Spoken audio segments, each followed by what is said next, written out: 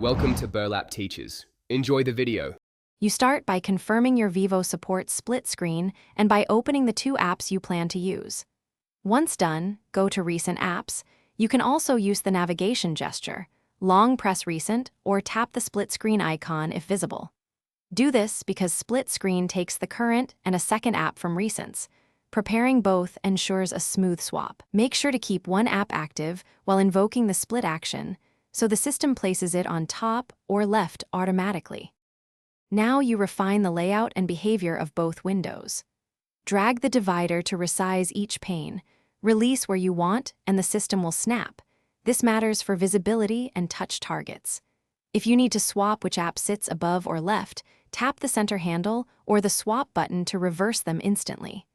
You can also tap an app icon in the top bar to replace the opposite pane with another app. This saves time versus reopening Recents and keeps focus where you need it. To finish, drag the divider all the way to one edge or use the close control to return to single app mode. This ends split screen cleanly. If an app refuses to split or shows visual glitches, clear its cache or force stop it, then reopen both apps and repeat the steps. This fixes most session-level issues.